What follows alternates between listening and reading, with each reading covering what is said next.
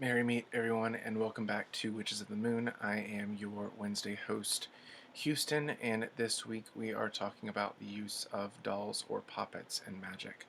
Um, and I actually have a couple of the ones that I use, but mostly I'll be talking from, um, I guess, a healing and magical perspective. Um, One of the guys that I actually, unfortunately, I have not had a chance. I'm going to backtrack. I'm getting tired. Sorry. I have not had a chance to look at Ava or Rhiannon's video, so I apologize for that if I go over something they have already. The puppets have been used throughout history for work such as healing, protection, um, sending maledictions, um, such as cursing or hexing, prosperity work, love work, things like that, bindings.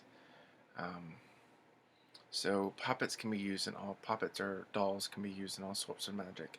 But one thing that for me that I will not use in magic is porcelain dolls because they kind of creep me out.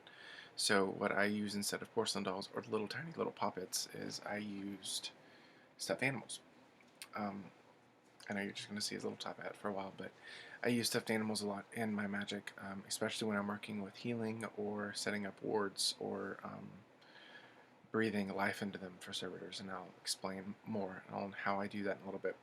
But the guy I just showed you, I got him when I was in high school from a thrift store, um, and when I started studying healing arts, there is a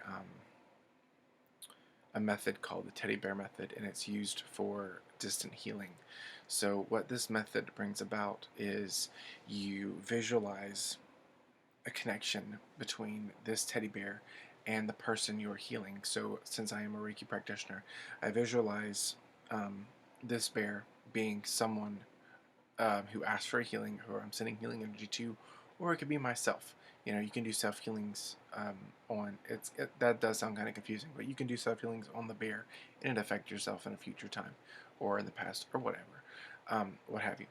Um, so with this, what you could do is you would set the intention, like you could write the name of someone and have it on a piece of paper, charge it and put it under the bear and have the bear laying on a table or a bed or somewhere flat. It's easier to do it that way. And you can actually put crystals on it to bring about the crystal energy, give the crystal energy to that person, such as revitalize their chakras, clear out any blocks, find out any weaker points. You could use the pendulum to find any weaker points in their body, or you can just send them and blast them with energy. Um, and that's what I do with a lot of distant healing methods, or distant healing, not methods, but distant healing inquiries. I use the teddy bear method. It's easier for me to focus when I have something I can physically put my hands on, other than myself, because then I'll start to zone out and go to sleep if I do a self healing and think of myself as the conduit for distant healing.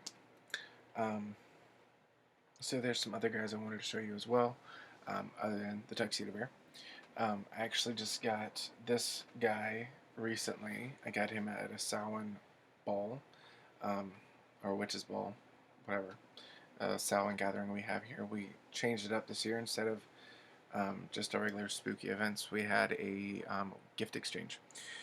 So I got this guy from the gift exchange. I have no idea what I'm going to do with him yet, but I like the wizard archetype, so he may be going on my altar or near another sacred space, and um, maybe a reminder to that. So you can use dolls in many sorts of ways other than just what I showed you healing. One doll that I have, and he's a bit dirty, but it's Jack Skeleton. And what I do with him is I breathe. I haven't done it in a while. I haven't done this to live with myself, but I would breathe life into him and kind of make a servitor out of him as like a physical manifestation or a physical embodiment of Jack Skellington. I would charge him with energy and have him protect um, where I stayed and protect me while I sleep or when I'm out. Um, I don't know why the image of Jack was very guardian-like for me, but he has been, and It's one of my favorite fictional characters to go to when I need protection. Um, his Jack Skellington and Sally. I don't know why, but I see both of them that way. But I used to use him a lot. Like I said, when I lived in the apartment, what I would do is I would either, like, underneath him, like I would set him up either near a door or a window, um, like a main door window, like on the counter, and I have it like a protection sigil, and he can't see, but I would have him sitting on top of it, that's empowering him throughout the day, and maybe have crystals or something around him, and charge him to protect, almost like a gargoyle to an extent, to protect my property and myself, while I live there. And I guess you can say gargoyles are another type of, using doll magic, even though they're not really moved, they're made of stone. You can enchant them as well to protect your property and to protect your items and things like that.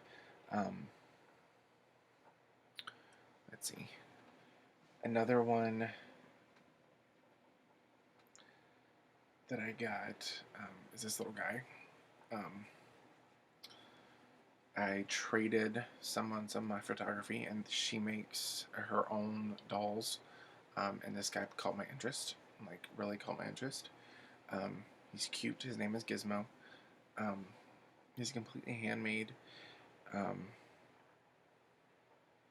I haven't actually used him for a while, so it's kind of hard for me to recall why I brought him up.